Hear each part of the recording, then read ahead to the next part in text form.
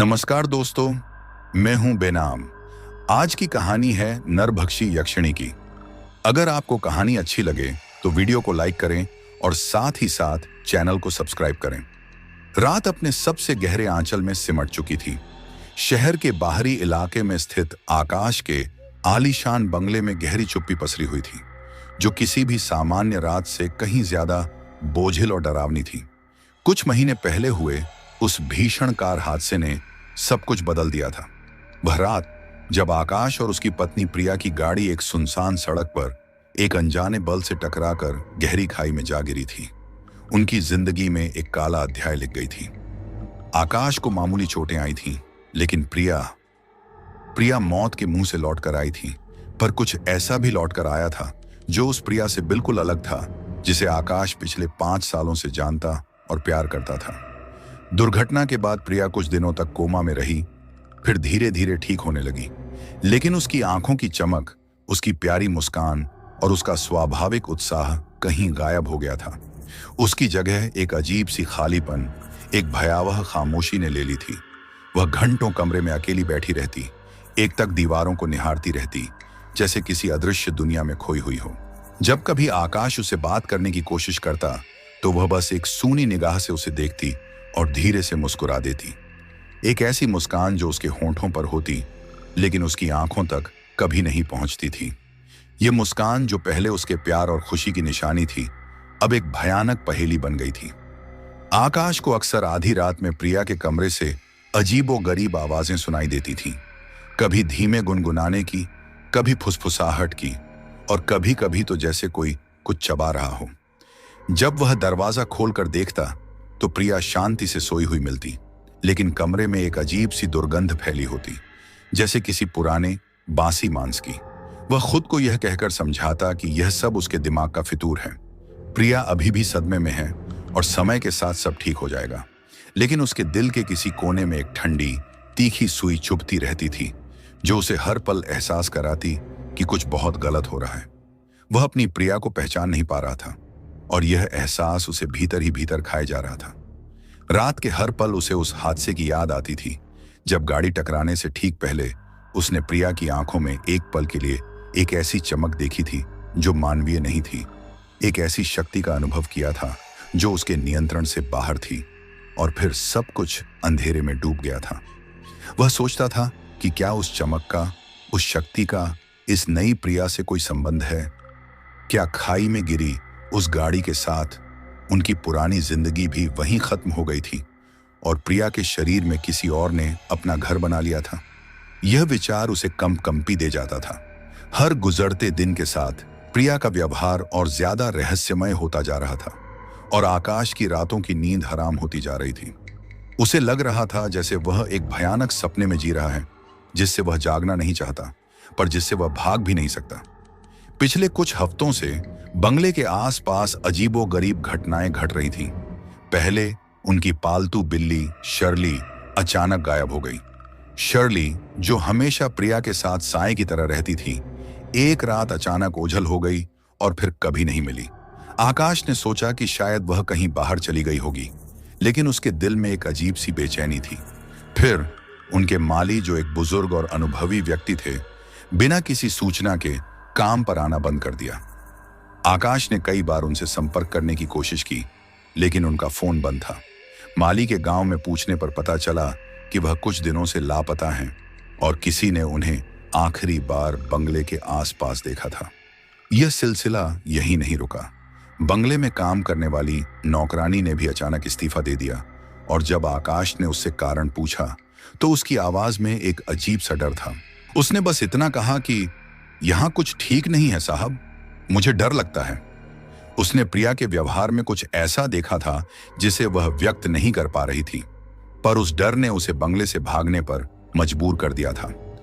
आकाश अब अकेला पड़ गया था, प्रिया और इन रहस्यमय घटनाओं के साथ। वह हर रात बेचैन होकर सोता और हर सुबह एक नई आशंका के साथ जागता। प्रिया की खाली आंखें उसे हर पल घूर रही होती, और उसकी हर चुप्पी एक रहस्यमय सवाल बन चुकी थी। एक दिन आकाश को प्रिया के बेडरूम में एक अजीब सी बदबू महसूस हुई। बदबू इतनी तेज थी कि उसे उल्टी महसूस होने लगी। उसने कमरे की तलाशी ली और तकिए के नीचे उसे एक खून से सना हुआ रेशमी स्कार्फ मिला। यह स्कार्फ माली का था, जो वह हमेशा अपने गले में पहनते थे। आकाश के हाथ पैर ठंडे पड़ गए। उसका दिल जोरों से धड़कने लगा, जैसे अभी सीने से बाहर आ जाएगा। उसके दिमाग में एक भयानक विचार कौंधा, जिसे वह खुद से दूर धकेलने की पूरी कोशिश कर रहा था। तभी उसकी नजर प्रिया की अलमारी पर पड़ी, जो थोड़ी खुली हुई थी। अंदर से एक हल्की धुंधली लाल चमक निकल रही थी। उसने कांपते हाथों से अलमारी खोली। अंदर कपड़ों के ढेर के नीचे कुछ ऐसा था जिसे देखकर उसकी रूह कांप उठी। वहां एक गहरे लाल रंग का क्रिस्टल चमक रहा था और उसके पास कुछ सूखी हुई हड्डियां पड़ी थीं, इतनी छोटी कि किसी जानवर की लग रही थी। पर आकाश को एक पल के लिए शर्ली की याद आ गई। क्रिस्टल से एक अजीब सी ऊर्जा निकल रही थी, जो उसे अपनी ओर खींच रही थी और साथ ही डरा भी रही थी। तभी उसके पीछे एक आवाज आई, क्या ढूंढ रहे हो आकाश? प्रिया खड़ी थी। उसके होंठों पर वही भयानक खाली मुस्कान थी। उसकी आंखें सामान्य से ज्यादा काली लग रही थीं और उनमें एक अजीब सी चमक थी जो उसने पहले कभी नहीं देखी थी।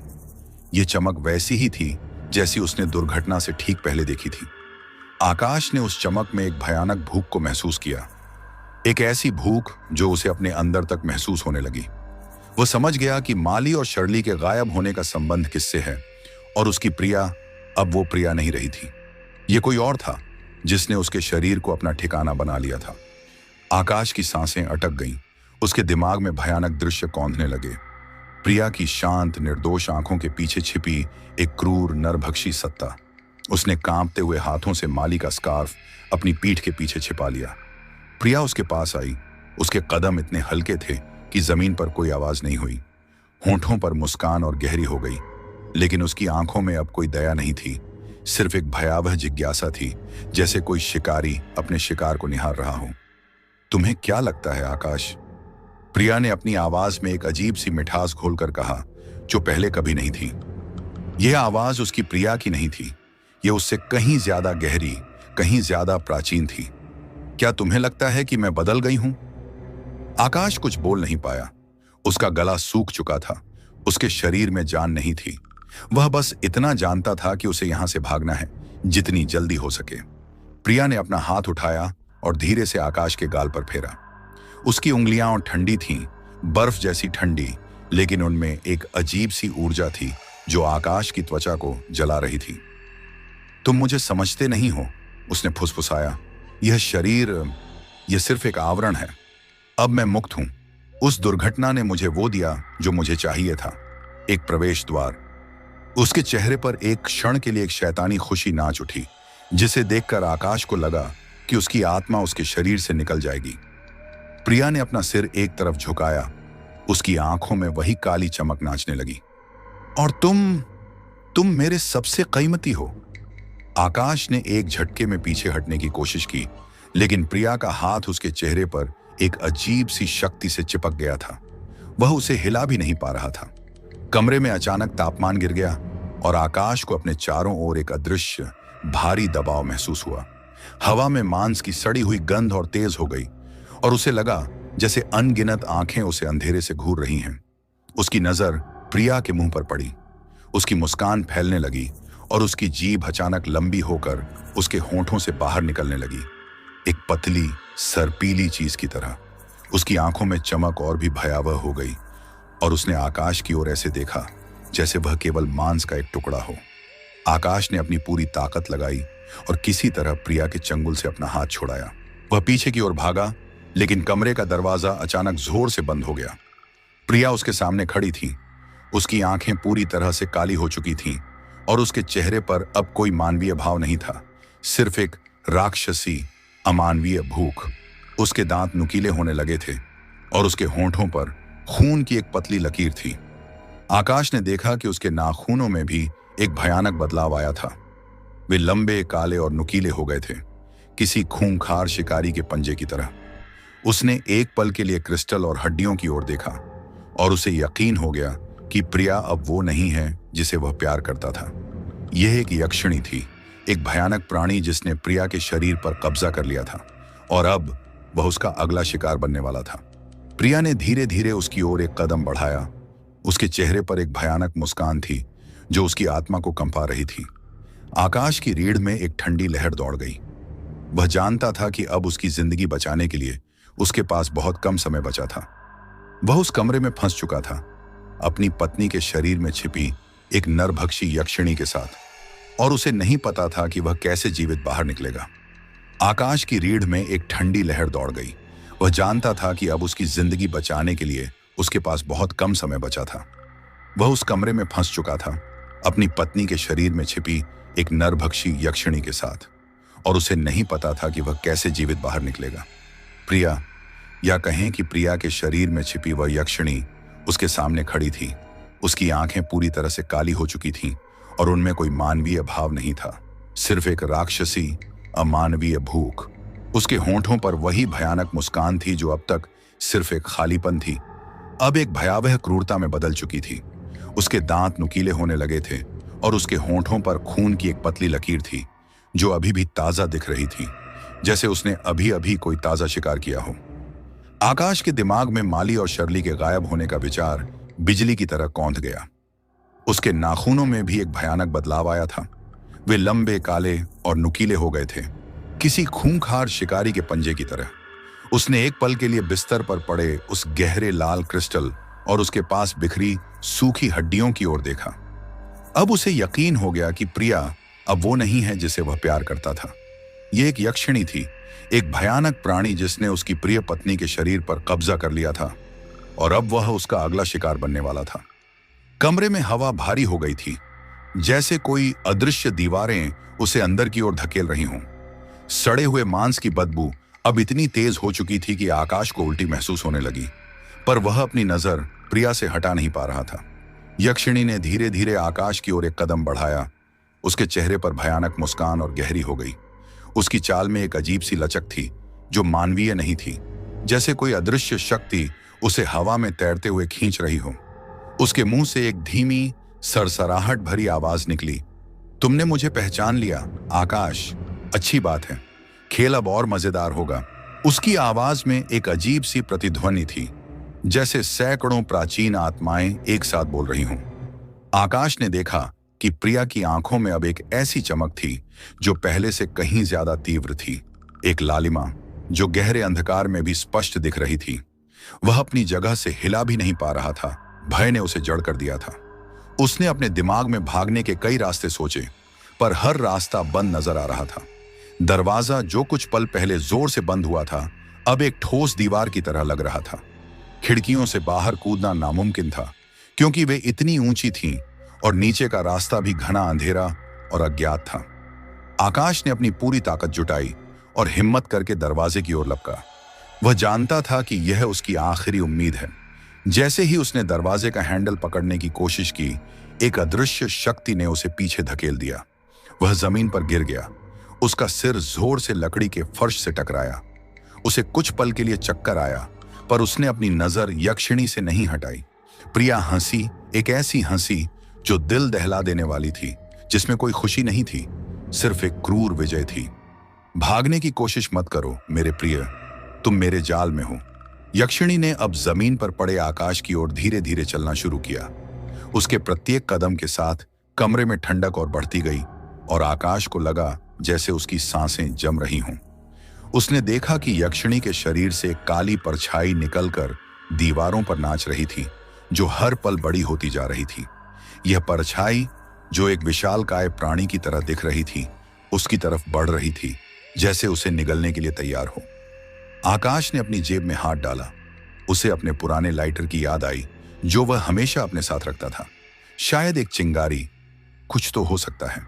जैसे ही उसका हाथ लाइटर तक पहुंचा, यक्षिणी के होंठों पर फिर वही भयानक मुस्कान फैल गई। क्या तुम आग से मुझे डराना चाहते हो? मैं तो स्वयं अग्नि की पुत्री हूं, उसने कहा, और कमरे की सारी मोमबत्तियां जो कुछ देर पहले बुझ चुकी थीं, अचानक भयानक रूप से जल उठी। उनकी लपटें इतनी ऊंची थीं कि छत तक पहुंच रही थीं। मोमबत्तियों की रोशनी में यक्षिणी का चेहरा और भी ज्यादा विकृत और भयानक लग रहा था।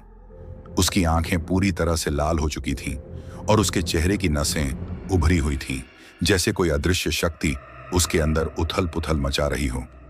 आकाश ने महसूस किया कि उसकी पूरी जिंदगी उसके सामने से गुजर रही थी। प्रिया के साथ बिताए हसीन पल, उनकी शादी, उनकी हंसी, सब कुछ अब एक भयानक मजाक बन चुका था। जिस महिला से उसने प्यार किया था वह अब एक राक्षस बन चुकी थी और उसे अपनी आंखों पर विश्वास नहीं हो रहा था। उसे लगा जैसे उसकी आत्मा भीतर से चीख रही हो।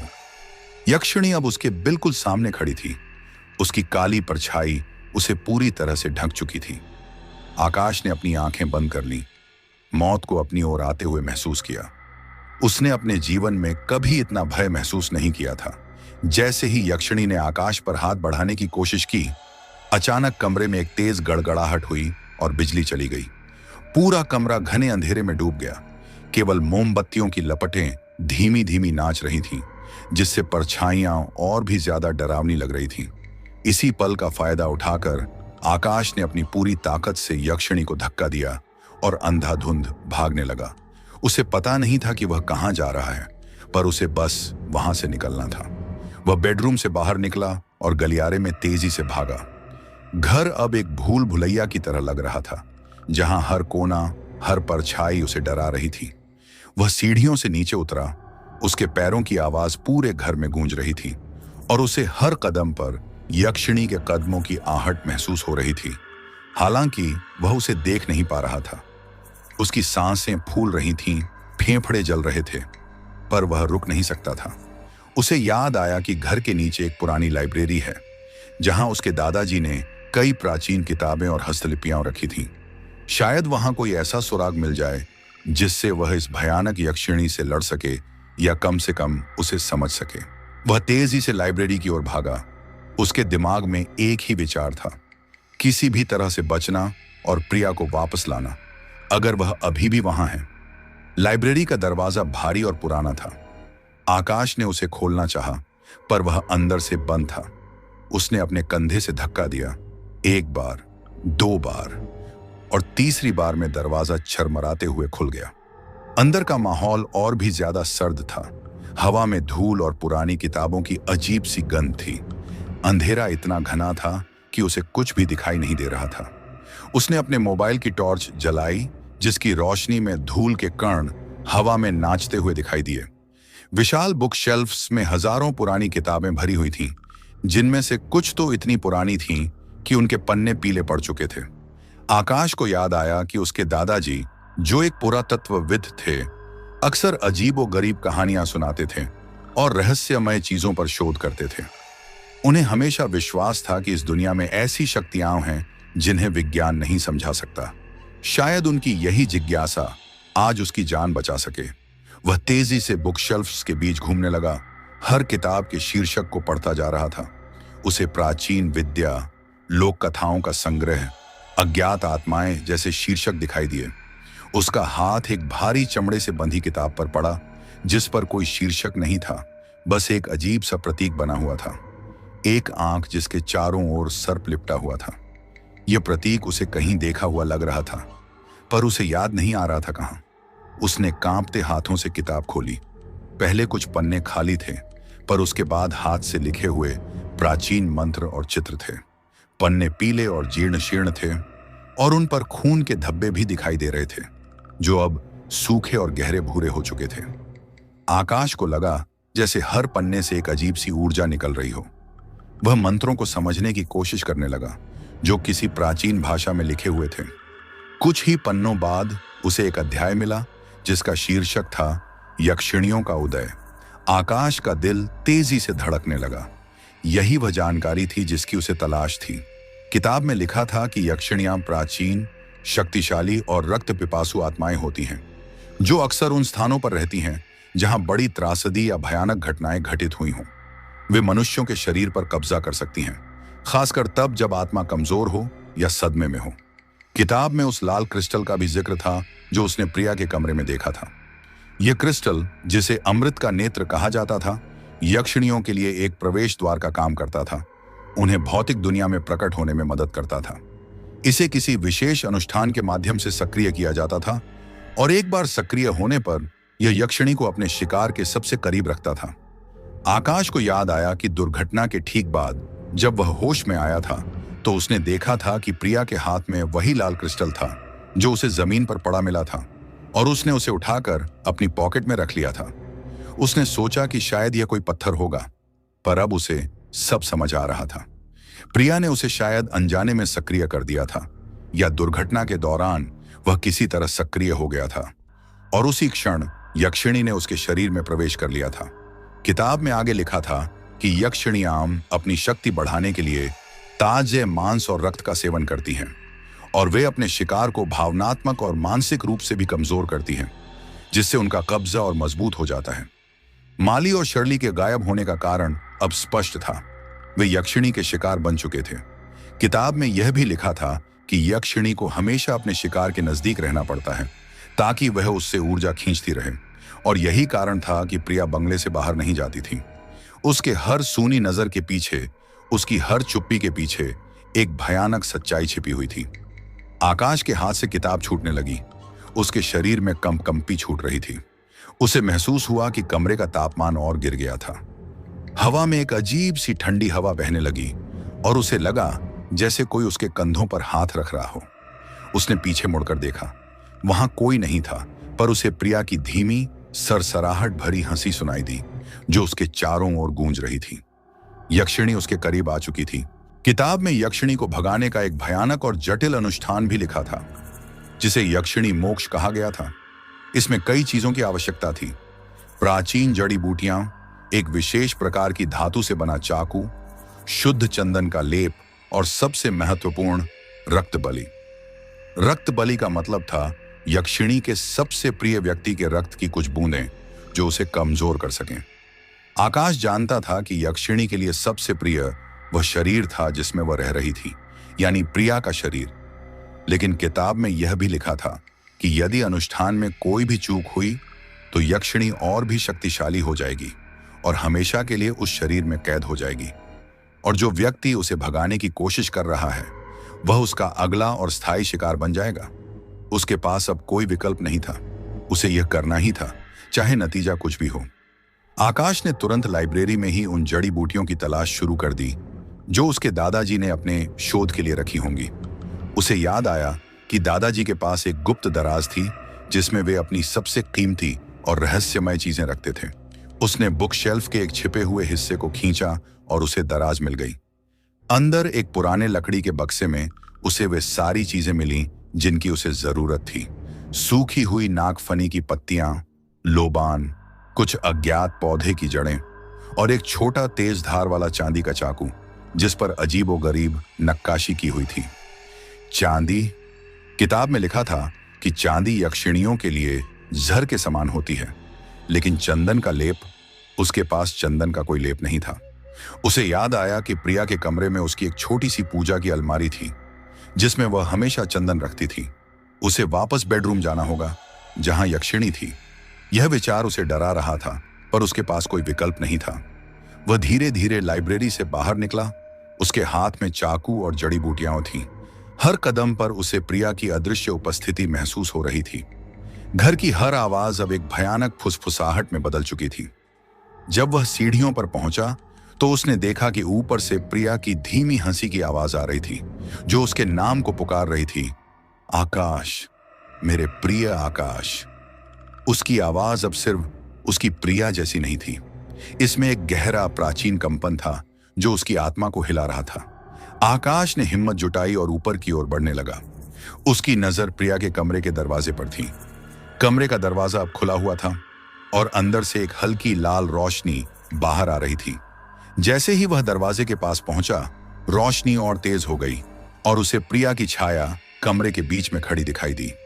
उसकी कमर पर उसके पुराने कपड़े नहीं थे, बल्कि वह अब एक गहरे लाल रंग के रेशमी वस्त्र में थी जो उस पर अजीब तरीके से ढीला पड़ रहा था। उसके बाल बिखरे हुए थे और उसकी आंखें पूरी तरह से लाल अंगारों जैसी चमक रही थीं। उसके होंठों पर वही भयानक शातिर मुस्कान थी और वह आकाश का इंतजार कर रही थी। आओ आकाश, यक्षिणी ने धीरे से कहा, तुम्हें पता है तुम्हें क्या चाहिए? आकाश जानता था कि यह एक जाल है, पर उसके पास चंदन के लेप के बिना अनुष्ठान पूरा करने का कोई रास्ता नहीं था। उसने अपनी हिम्मत बटोरी और कमरे में प्रवेश किया। कमरे का तापमान अब असहनीय रूप से ठंडा था और हवा में सड़े हुए मांस की बदबू इतनी तेज थी कि वह मुश्किल से सांस ले पा रहा था। यक्षिणी कमरे के बीच में खड़ी थी। उसका पूरा ध्यान आकाश पर था। आकाश की नजर पूजा की अलमारी पर पड़ी, जो प्रिया के बिस्तर के पास थी। जैसे ही उसने उसकी ओर कदम बढ़ाया, यक्षिणी ने अपना हाथ उठाया और एक अदृश्य शक्ति ने उसे रोक लिया। आकाश को लगा जैसे किसी ने उसे गले से पकड़ लिया हो और उसकी सांस रुकने लगी। यक्षिणी अब उसके बिल्कुल सामने थी। उसके दांत और भी नुकीले हो चुके थे और उसकी आंखों में एक अजीब सी चमक थी। क्या तुम्हें लगता है कि तुम मुझे इतनी आसानी से हरा सकते हो? यक्षिणी ने कहा।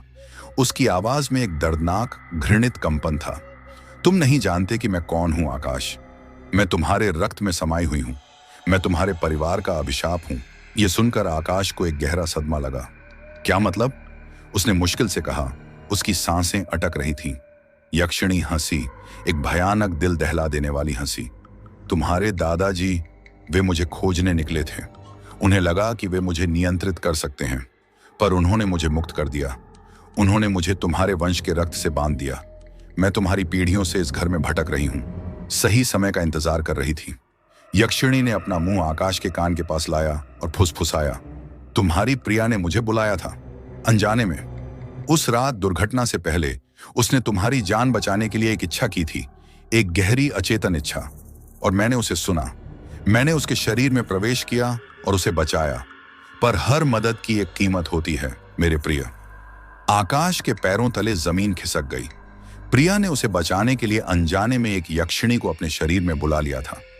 यह सच्चाई उसे भीतर से तोड़ रही थी। यक्षिणी ने अपने पंजे आकाश की गर्दन पर रखे और उसे लगा जैसे उसके शरीर से सारी ऊर्जा खींची जा रही हो। और अब मैं तुम्हें भी अपने जाल में खींच लूंगी। तुम मेरे साथ हमेशा रहोगे।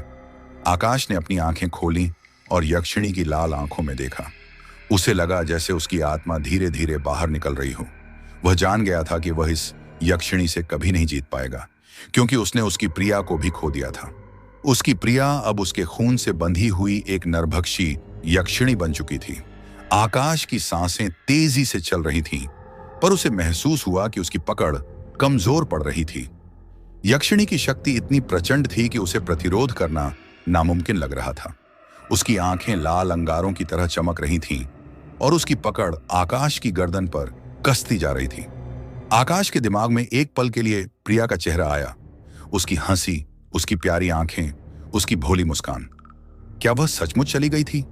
क्या यक्षिणी ने उसे पूरी तरह से निगल लिया था? नहीं, उसे हार नहीं माननी थी। उसे किसी भी तरह से चंदन के लेप तक पहुंचना था। यह उसकी आखिरी उम्मीद थी। यक्षिणी, जो अब प्रिया के शरीर में पूरी तरह से घुल मिल चुकी थी, आकाश के पास झुकी। उसकी आंखों में एक क्रूर चमक थी। तुम मुझे हराने की कोशिश कर रहे हो आकाश? मूर्ख, मैंने सदियों से इंतजार किया है इस क्षण का। तुम्हारे दादाजी ने मुझे इस घर में कैद किया था, पर अब मैं मुक्त हूं और तुम मेरे साथ हमेशा के लिए मेरे दास बनोगे। उसकी आवाज अब सिर्फ फुसफुसाहट नहीं थी, बल्कि एक भयानक गड़गड़ाहट थी जो पूरे कमरे में गूंज रही थी।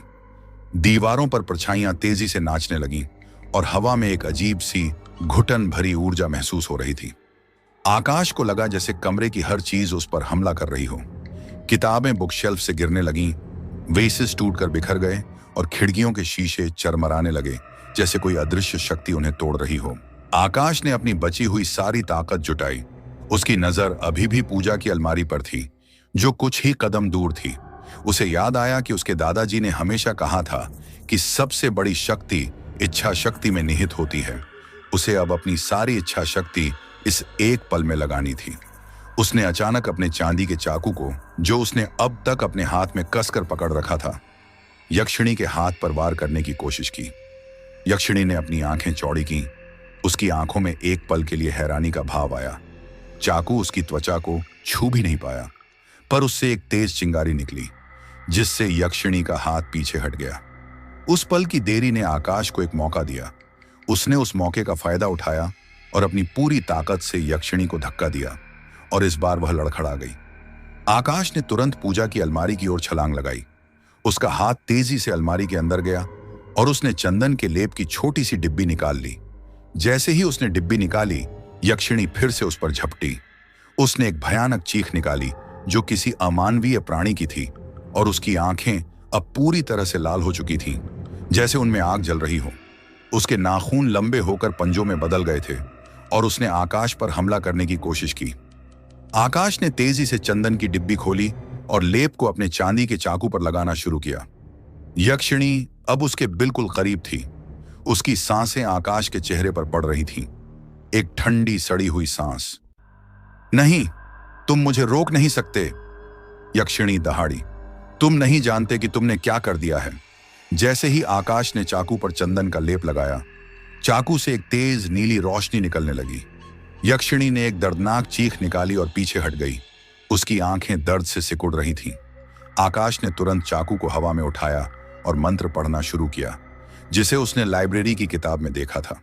मंत्र प्राचीन और शक्तिशाली थे, और जैसे ही उसने उन्हें पढ़ना शुरू किया, कमरे में एक अजीब सी ऊर्जा भरने लगी।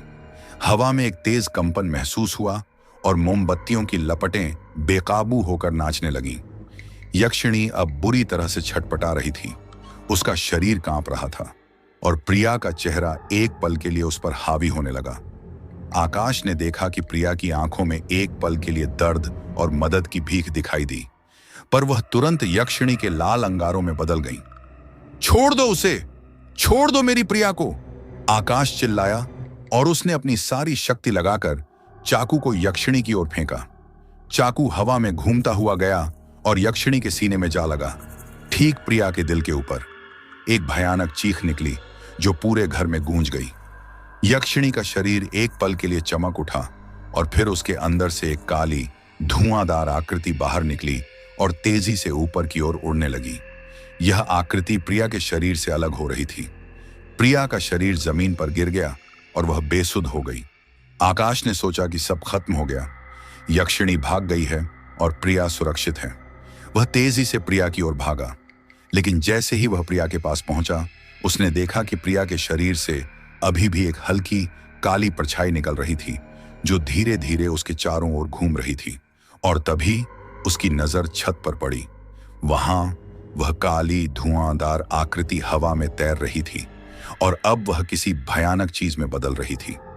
उसके पंजे बड़े हो गए थे, उसकी आंखें लाल थीं और उसके मुंह से खून टपक रहा था। यह यक्षिणी का असली रूप था और वह पहले से कहीं ज्यादा बड़ी और भयानक लग रही थी। वह अब पूरी तरह से मुक्त हो चुकी थी, प्रिया के शरीर से भी आजाद, और उसने आकाश की ओर देखा। उसकी आंखों में एक नई भयानक भूख थी। यह अब सिर्फ मांस की भूख नहीं थी, बल्कि बदले की भूख थी। वह अब सिर्फ प्रिया के शरीर में कैद नहीं थी, बल्कि पूरे घर में एक मुक्त आत्मा के रूप में घूम रही थी और अब आकाश को सीधे चुनौती दे रही थी। और तभी उस छत पर भयानक आकृति के ठीक पीछे एक और काली परछाई दिखाई दी जो पहले से भी ज्यादा बड़ी और डरावनी थी। यह परछाई एक मानव आकृति की थी, पर उसके हाथ नहीं थे और उसकी आंखें सिर्फ दो गहरे खाली गड्ढे थे। वह धीरे धीरे उस यक्षिणी के करीब आई और यक्षिणी ने उसे देखकर एक पल के लिए डर का भाव दिखाया। यह क्या था? क्या यह कोई और आत्मा थी या कुछ और भी भयावह जो इस घर में छिपा हुआ था? आकाश ने अपनी आंखें चौड़ी की। उसकी रूह कांप उठी। उसे लगा जैसे वह एक भयानक जाल में फंस चुका है और यह सिर्फ यक्षिणी नहीं थी जिससे उसे लड़ना था, बल्कि कुछ और भी था, कुछ ऐसा जो इस घर में सदियों से छिपा हुआ था। मेरी पत्नी नरभक्षी यक्षिणी, पैरानॉर्मल इन एक्सीडेंट। आकाश की आंखें छत पर टिकी हुई थीं, जहां वह काली धुआंधार आकृति हवा में तैर रही थी। वह अब किसी भयानक चीज में बदल रही थी, एक ऐसी चीज जिसे देखकर आकाश का दिल मुंह को आ गया। उसके पंजे बड़े हो गए थे, उसकी आंखें लाल अंगारों की तरह चमक रही थीं और उसके मुंह से खून टपक रहा था। यह यक्षिणी का असली रूप था जो पहले से कहीं ज्यादा बड़ी और भयानक लग रही थी। उसका शरीर धुएं के बादलों से बना हुआ था, जिसमें कहीं कहीं लाल धारियां चमक रही थीं, जैसे उसके अंदर से लावा बह रहा हो। उसके बाल जो पहले प्रिया के थे, अब काले सर्पीले नागों में बदल गए थे जो हवा में फुफकार रहे थे। उसके होंठों पर एक भयानक शातिर मुस्कान थी और उसके नुकीले दांत किसी शिकारी के फंगों की तरह चमक रहे थे। वह अब पूरी तरह से मुक्त हो चुकी थी, प्रिया के शरीर से भी आजाद, और उसने आकाश की ओर देखा। उसकी आंखों में एक नई भयानक भूख थी। यह अब सिर्फ मांस की भूख नहीं थी, बल्कि बदला लेने की भूख थी। एक ऐसी भूख जो सदियों से उसके भीतर दबी हुई थी। उसकी दहाड़ से पूरा घर कांप उठा, जैसे कोई भूकंप आ गया हो। खिड़कियों के शीशे तेजी से चरमराने लगे और दीवारों से प्लास्टर टूटकर गिरने लगा। आकाश को महसूस हुआ कि उसके पैरों तले जमीन खिसक रही थी और उसे लगा जैसे पूरा कमरा उसके ऊपर गिर जाएगा। वह जानता था कि अब यक्षिणी को रोकना और भी मुश्किल होगा, क्योंकि उसे अब किसी शरीर की सीमा में बंधे रहने की आवश्यकता नहीं थी। वह अब एक शुद्ध, असीमित ऊर्जा थी जो हर पल और शक्तिशाली होती जा रही थी। कमरे में तापमान इतनी तेजी से गिर गया कि आकाश की सांसें जमने लगीं और हवा में सड़े हुए मांस की बदबू इतनी तेज हो गई कि उसे उल्टी महसूस होने लगी। उसे लगा जैसे उसके अंदर का हर कण इस भयानक उपस्थिति से जम गया हो। और तभी उस छत पर भयानक आकृति के ठीक पीछे एक और काली परछाई दिखाई दी, जो पहले से भी ज्यादा बड़ी और डरावनी थी। यह परछाई एक मानव आकृति की थी, पर उसके हाथ नहीं थे और उसकी आंखें सिर्फ दो गहरे खाली गड्ढे थे। उसका आकार विशालकाय था और वह पूरी तरह से अंधेरे से बनी हुई थी, जिसमें कोई स्पष्ट रूप नहीं था। केवल एक घना कालापन था जो प्रकाश को भी निगल रहा था। यह धीरे धीरे उस यक्षिणी के करीब आई और यक्षिणी ने उसे देखकर एक पल के लिए डर का भाव दिखाया। उसकी लाल आंखें चौड़ी हो गईं, जैसे उसने कुछ ऐसा देख लिया हो जिसकी उसे उम्मीद नहीं थी। यह क्या था? क्या यह कोई और आत्मा थी या कुछ और भी भयावह जो इस घर में छिपा हुआ था? यह परछाई एक अदृश्य ऊर्जा के साथ घूम रही थी और उसके पास से एक अजीब सी शांत ऊर्जा निकल रही थी, जो यक्षिणी की विनाशकारी ऊर्जा के बिल्कुल विपरीत थी। आकाश ने अपनी आंखें चौड़ी की। उसकी रूह कांप उठी। उसे लगा जैसे वह एक भयानक जाल में फंस चुका है और यह सिर्फ यक्षिणी नहीं थी जिससे उसे लड़ना था, बल्कि कुछ और भी था। कुछ ऐसा जो इस घर में सदियों से छिपा हुआ था, जिसकी उपस्थिति यक्षिणी को भी भयभीत कर रही थी। आकाश की नजर प्रिया पर पड़ी, जो अभी भी बेहोश जमीन पर पड़ी थी। उसके चेहरे पर दर्द और पीड़ा के भाव थे, पर अब उसके शरीर से यक्षिणी की काली ऊर्जा नहीं निकल रही थी।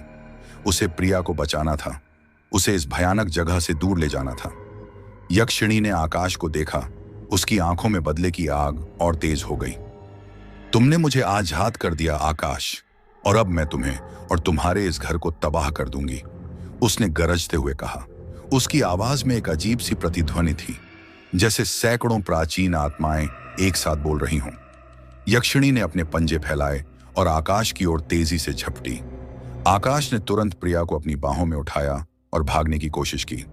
वह जानता था कि इस खुले कमरे में यक्षिणी से लड़ना नामुमकिन था, खासकर जब वह अपने असली मुक्त रूप में थी। उसे प्रिया को किसी सुरक्षित जगह पर ले जाना था, जहां वह इस भयानक यक्षिणी से दूर रह सके। वह बेडरूम से बाहर निकला। उसके कदम तेजी से सीढ़ियों की ओर बढ़े। यक्षिणी उसके पीछे थी। उसकी भयानक हंसी पूरे घर में गूंज रही थी और उसे हर कदम पर उसकी ठंडी सांसें अपने पीछे महसूस हो रही थीं। दीवारों पर यक्षिणी की विशालकाय परछाई नाच रही थी, जो हर पल बड़ी होती जा रही थी।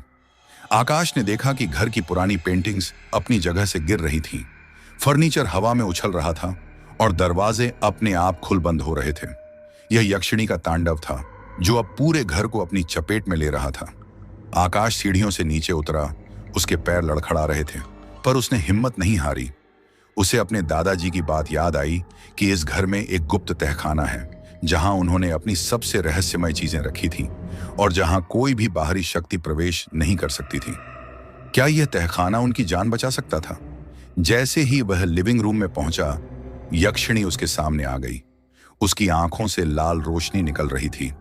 उसने एक भयानक ऊर्जा गोला आकाश की ओर फेंका, जो सीधे उसकी ओर आ रहा था। आकाश ने अपनी पूरी ताकत से प्रिया को जमीन पर लिटाया और उस ऊर्जा गोले से बचने के लिए एक तरफ कूदा। गोला दीवार से टकराया और एक जोरदार धमाके के साथ दीवार का एक बड़ा हिस्सा ढह गया। आकाश को लगा जैसे उसका कान फट गया हो। तभी दूसरी काली परछाई लिविंग रूम में प्रकट हुई।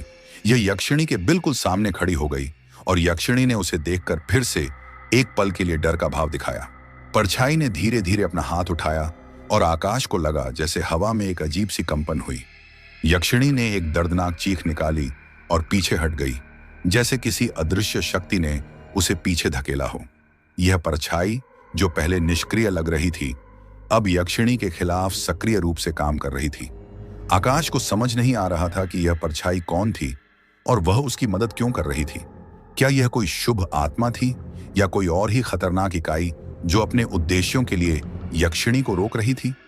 परछाई ने आकाश की ओर देखा और उसकी आंखों के गहरे गड्ढों में एक पल के लिए एक हल्की नीली चमक दिखाई दी, जैसे वह उसे कुछ संकेत दे रही हो। आकाश को लगा जैसे वह उसे तहखाने की ओर इशारा कर रही हो। उसे पता था कि उसके पास ज्यादा समय नहीं है। यक्षिणी फिर से हमला करने के लिए तैयार हो रही थी। आकाश ने तेजी से प्रिया को उठाया और तहखाने के दरवाजे की ओर भागा, जो लिविंग रूम के एक पुराने छिपे हुए कोने में था। उसने दरवाजा खोला, जिसकी आवाज से धूल उड़ने लगी और अंदर एक गहरी अंधेरी सीढ़ी दिखाई दी। यह तहखाना उसके दादाजी का गुप्त ठिकाना था, जहां उन्होंने अपनी सबसे रहस्यमय चीजों को रखा था, और यह यक्षिणी की पहुंच से दूर था। कम से कम उसे यही उम्मीद थी। तहखाने की सीढ़ियां ठंडी और नम थीं और उन पर काई जमी हुई थी। आकाश ने प्रिया को अपनी बाहों में कसकर पकड़ा हुआ था और वह सावधानी से नीचे उतरने लगा। सीढ़ियां इतनी पुरानी थीं कि हर कदम पर चरमरा रही थीं और आकाश को लगा जैसे वे कभी भी टूट सकती हैं। ऊपर से यक्षिणी की भयानक दहाड़ें और भी तेज हो गई थीं और उसे महसूस हो रहा था कि वह कभी भी तहखाने में प्रवेश कर सकती है। दूसरी परछाई अभी भी यक्षिणी से लड़ रही थी, जिससे आकाश को भागने का कीमती समय मिल रहा था। तहखाना एक बड़ा पत्थर की दीवारों वाला कमरा था, जिसमें कई पुरानी अलमारियां, बक्से और अजीबो गरीब उपकरण रखे हुए थे। हवा में धूल और सीलन की तेज गंध थी, साथ ही कुछ अज्ञात जड़ी बूटियों की भी, जो एक अजीब सा मिट्टी जैसा एहसास दे रही थी। आकाश ने प्रिया को एक पुरानी धूल भरी मेज पर धीरे से लिटाया।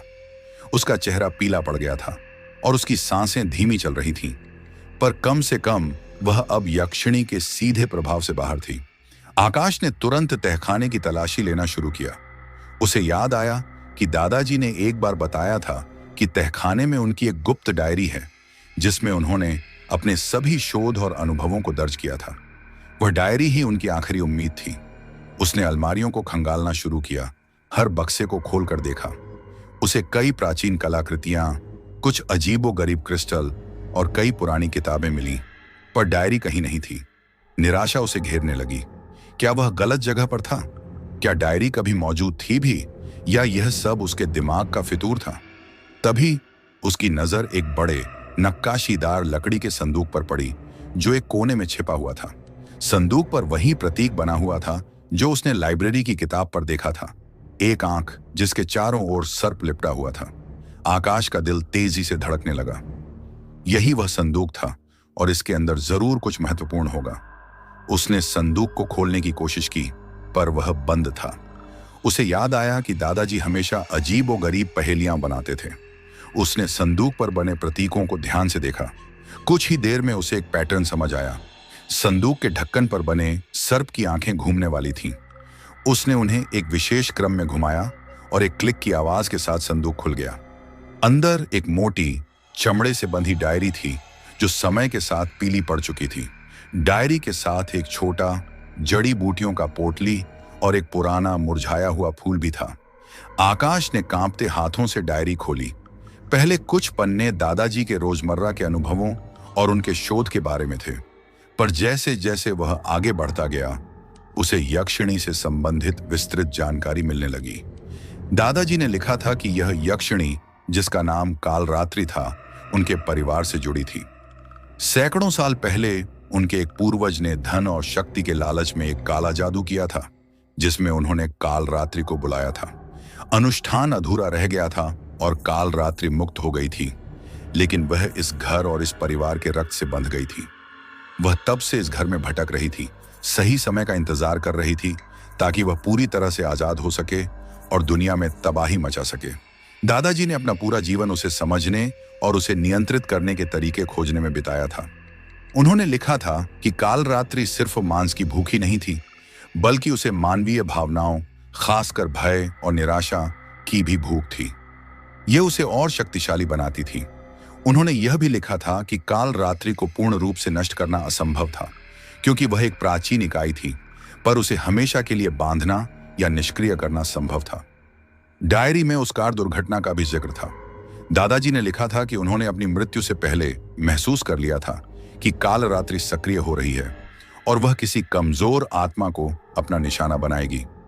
उन्होंने एक चेतावनी लिखी थी कि कोई भी इस घर में कभी भी किसी भी तरह का अनुष्ठान न करे, खासकर किसी आपदा के बाद, क्योंकि इससे काल रात्रि को प्रवेश का मौका मिल सकता है। प्रिया की अचेतन इच्छा, उसकी जान बचाने की कामना ने काल रात्रि को वह प्रवेश द्वार दे दिया था जिसकी उसे तलाश थी। आकाश को अपनी गलती का एहसास हुआ। उसने अनजाने में प्रिया को उस चीज के हवाले कर दिया था जिससे उसके दादाजी ने पूरे जीवन रक्षा की थी।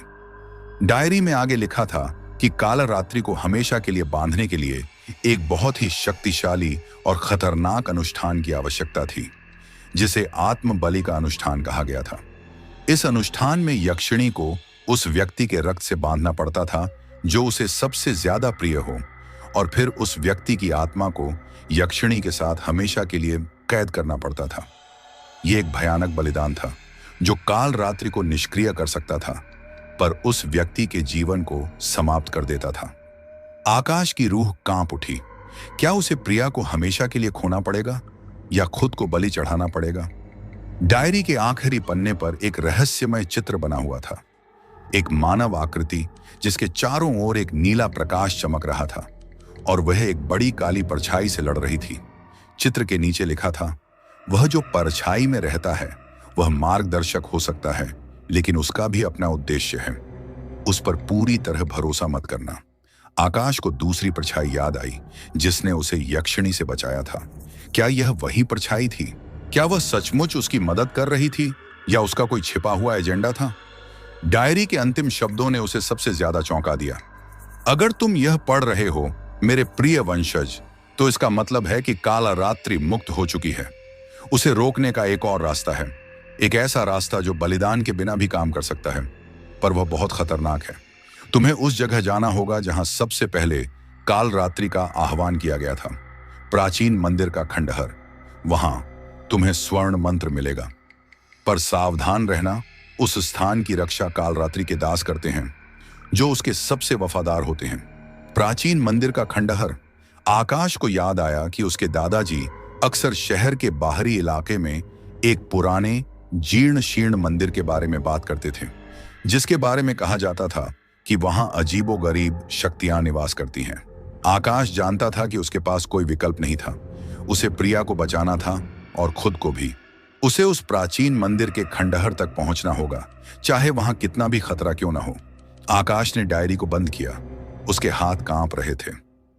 स्वर्ण मंत्र, यह उसकी आखिरी उम्मीद थी। लेकिन प्राचीन मंदिर का खंडहर। उसे याद आया कि बचपन में लोग उस जगह के बारे में अजीबोगरीब कहानियां सुनाते थे कि वहां रात में भयानक आत्माएं भटकती हैं और जो कोई भी वहां जाता है वह कभी वापस नहीं आता। पर उसके पास अब कोई विकल्प नहीं था।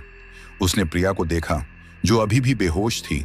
उसका चेहरा दर्द से सिकुड़ा हुआ था। उसे प्रिया को अकेले छोड़ना नहीं चाहता था, पर उसे पता था कि उसे यह करना ही होगा। उसने डायरी को अपनी जेब में रखा और जड़ी बूटियों की पोटली को हाथ में कसकर पकड़ा। उसने प्रिया के माथे पर हाथ रखा और उसे महसूस हुआ कि उसकी आत्मा अभी भी कमजोर थी, पर यक्षिणी के प्रभाव से मुक्त थी। जैसे ही आकाश तहखाने से बाहर निकलने लगा, उसने देखा कि तहखाने के दरवाजे पर एक काली परछाई खड़ी थी। यह वही परछाई थी जिसने यक्षिणी से लड़ाई की थी। परछाई ने धीरे धीरे अपना हाथ उठाया और आकाश की ओर इशारा किया, जैसे वह उसे कुछ बताना चाह रही हो। आकाश ने अपनी मोबाइल टॉर्च जलाई, जिसकी रोशनी परछाई पर पड़ते ही वह और भी ज्यादा काली और स्पष्ट हो गई। परछाई ने हवा में एक आकृति बनाई जो एक प्राचीन प्रतीक की तरह दिख रही थी, एक चक्र जिसके बीच में एक जलता हुआ दीपक था। आकाश को तुरंत याद आया कि यह प्रतीक उसके दादाजी की अंगूठी पर बना हुआ था, जिसे वह हमेशा अपनी उंगली में पहनते थे। क्या यह प्रतीक कोई संकेत था? क्या यह परछाई उसके दादाजी की आत्मा थी जो उसे मार्ग दिखा रही थी? आकाश ने परछाई की ओर ध्यान से देखा और उसे लगा जैसे उसकी आंखों के गहरे गड्ढों में एक पल के लिए एक हल्की दुखद चमक दिखाई दी। परछाई ने फिर से एक और आकृति बनाई, एक तलवार और फिर एक रास्ता जो प्राचीन मंदिर के खंडहर की ओर जा रहा था। आकाश को लगा जैसे परछाई उसे बता रही थी कि उसे तलवार की जरूरत होगी और उसे उस रास्ते पर जाना होगा। पर वह तलवार कहाँ मिलेगी? यहीं पर ऊपर से यक्षिणी की भयानक दहाड़ सुनाई दी, जो पूरे घर में गूंज रही थी। यक्षिणी ने तहखाने के दरवाजे को तोड़ने की कोशिश शुरू कर दी थी और आकाश को महसूस हुआ कि दरवाजा कभी भी टूट सकता है। उसके पास ज्यादा समय नहीं था। परछाई ने एक आखिरी बार उसकी ओर देखा और उसकी आंखों में एक अजीब सी चमक थी, एक चेतावनी या शायद एक विदाई। फिर वह धीरे धीरे हवा में घुलने लगी और गायब हो गई, जैसे वह कभी मौजूद ही नहीं थी। आकाश अकेला रह गया था, प्रिया और यक्षिणी के बीच फंसा हुआ। उसे उस प्राचीन मंदिर तक पहुंचना था, पर उसे पता नहीं था कि वह वहां कैसे पहुंचेगा और उसे कौन सी चुनौतियों का सामना करना पड़ेगा।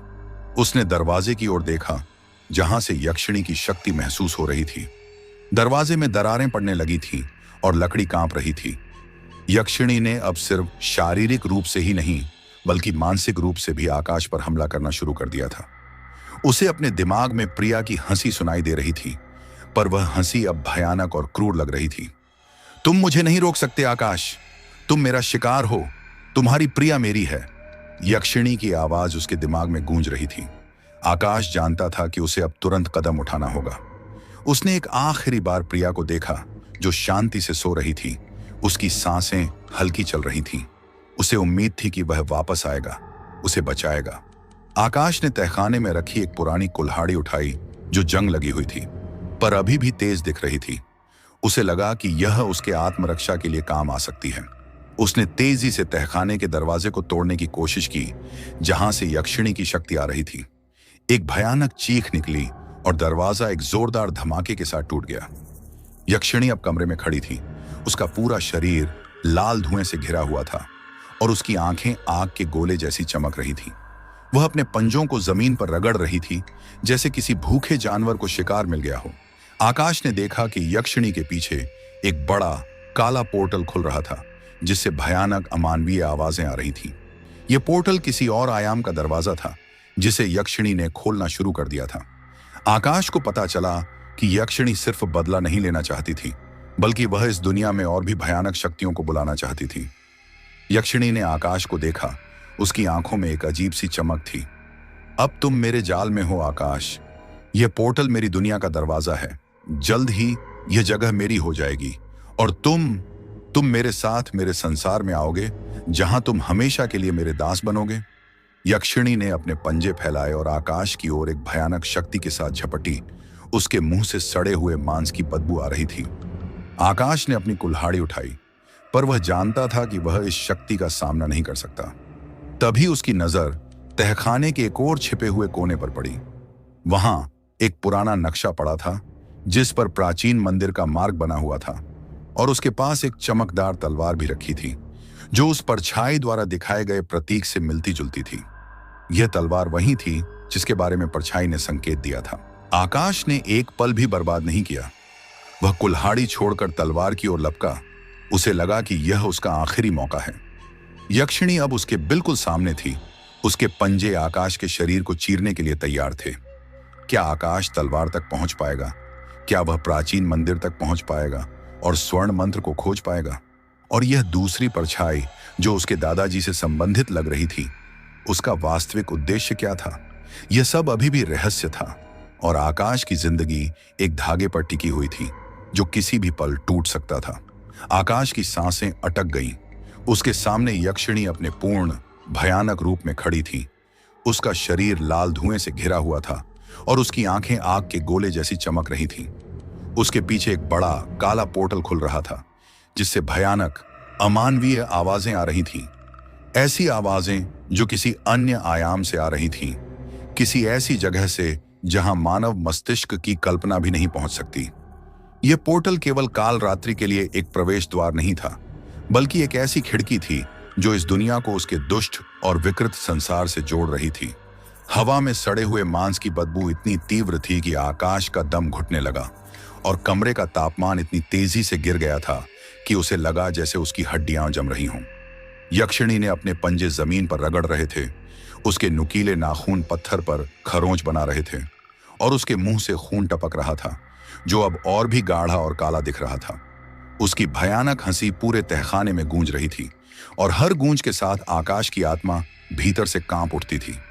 उसे पता था कि यक्षिणी सिर्फ बदला नहीं लेना चाहती थी, बल्कि वह इस दुनिया में और भी भयानक शक्तियों को बुलाना चाहती थी, इस पोर्टल के माध्यम से जो हर पल बड़ा होता जा रहा था और जिसके भीतर से भयानक आकृतियां बनती और बिगड़ती दिखाई दे रही थी। आकाश का दिमाग तेजी से काम कर रहा था। उसके पास अब सोचने का समय नहीं था। यक्षिणी ने उसे देखते ही एक भयानक दहाड़ लगाई और उस पर झपटी। उसके पंजे आकाश के शरीर को चीरने के लिए तैयार थे। उसका आक्रमण बिजली की गति से हुआ और आकाश को अपनी मौत सामने नजर आने लगी। उसी क्षण आकाश ने एक पल भी बर्बाद किए बिना अपनी पूरी ताकत से तलवार की ओर छलांग लगाई, जो तहखाने के एक कोने में पड़े पुराने नक्शे के पास रखी थी। तलवार पुरानी थी, पर उसकी चमक अभी भी बरकरार थी और उसके हैंडल पर वही प्राचीन प्रतीक बना हुआ था जो उसके दादाजी की अंगूठी और लाइब्रेरी की किताब पर था। एक आंख जिसके चारों ओर सर्प लिपटा हुआ था। यह प्रतीक अब उसे एक सुरक्षा कवच जैसा महसूस हो रहा था, एक उम्मीद की किरण जो इस भयानक अंधेरे में उसे दिखाई दी थी। जैसे ही आकाश ने तलवार को अपने हाथ में उठाया, उसे अपने शरीर में एक अजीब सी ऊर्जा महसूस हुई, एक शक्ति जो उसके दादाजी की विरासत की तरह थी, जो उसे इस भयानक यक्षिणी से लड़ने की हिम्मत दे रही थी। तलवार का वजन उसके हाथों में ठीक लग रहा था, जैसे यह उसी के लिए बनाई गई हो। तलवार का किनारा इतना तेज था कि हवा को भी चीरता हुआ महसूस हो रहा था और उस पर एक हल्की नीली चमक दिखाई दे रही थी, ठीक वैसी ही जैसी चांदी के चाकू पर चंदन का लेप लगाने के बाद आई थी।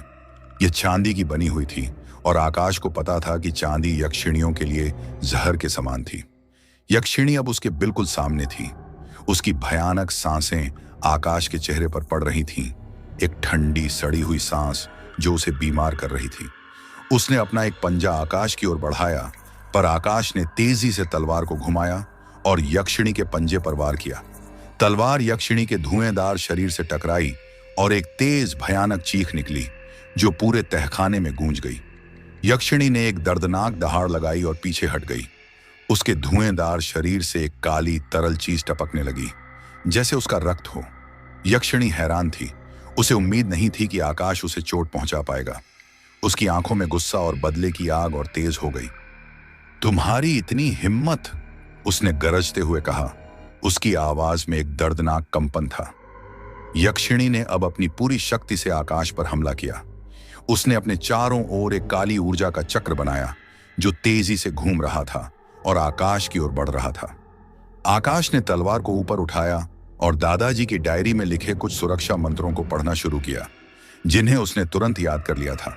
जैसे ही उसने मंत्र पढ़े, तलवार से एक चमकदार नीली रोशनी निकली जो यक्षिणी की काली ऊर्जा को भेदने लगी।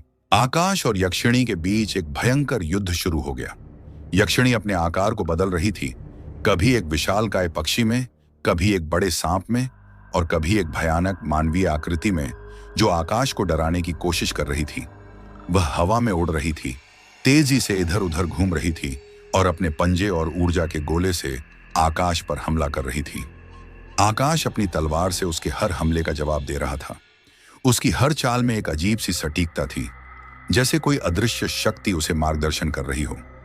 उसे याद आया कि दादाजी ने लिखा था कि यक्षिणी को कमजोर करने के लिए उसे लगातार चोट पहुंचानी पड़ती है और उसका सबसे कमजोर बिंदु उसकी आत्मा का मूल होता है, जो अक्सर उसके हृदय के पास होता है, भले ही वह भौतिक शरीर में ना हो। आकाश ने यक्षिणी के हर वार को रोका और हर बार जब वह तलवार से उसे छूता तो यक्षिणी दर्दनाक चीख निकालती और पीछे हट जाती। उसकी काली तरल चीज ज्यादा मात्रा में टपकने लगी थी, जिससे तहखाने का फर्श काला पड़ रहा था। लेकिन यक्षिणी भी कम नहीं थी। उसने आकाश को पोर्टल की ओर धकेलने की कोशिश की ताकि वह उसे अपने आयाम में खींच सके। पोर्टल से निकल रही अमानवीय आवाजें और तेज हो गईं और उसमें से भयानक आकृतियां निकलने की कोशिश कर रही थीं। आकाश को महसूस हुआ कि पोर्टल से एक ठंडी, खिंचाव भरी हवा निकल रही थी जो उसे अपनी ओर खींच रही थी। वह अपनी पूरी ताकत से जमीन पर पैर जमाए हुए था, पर पोर्टल की शक्ति इतनी तीव्र थी कि उसे प्रतिरोध करना मुश्किल हो रहा था। यक्षिणी ने आकाश को पोर्टल के किनारे तक धकेल दिया और उसके पैर हवा में लटक गए। आकाश ने एक आखिरी कोशिश की, अपनी सारी बची हुई ऊर्जा को तलवार में केंद्रित किया और यक्षिणी के हृदय की ओर वार किया, जहां उसे उसका मूल महसूस हो रहा था। तलवार यक्षिणी के धुएंदार शरीर में गहराई तक समा गई और एक भयानक, दिल दहला देने वाली चीख निकली, जो आकाश के कानों में हमेशा के लिए गूंज गई। यक्षिणी का शरीर चमक उठा और फिर वह एक बड़े तेज धमाके के साथ फट गया, जिससे काली तरल चीज चारों ओर बिखर गई। पोर्टल भी सिकुड़ने लगा, उसकी अमानवीय आवाजें धीमी पड़ने लगीं और फिर वह पूरी तरह से गायब हो गया, जैसे कभी मौजूद ही नहीं था। आकाश का शरीर दर्द से कांप रहा था, पर वह जीवित था। यक्षिणी परास्त हो गई थी, कम से कम इस पल के लिए। यक्षिणी के परास्त होते ही तहखाने में एक अजीब सी शांति छा गई, जो उसकी भयानक ऊर्जा के विपरीत थी।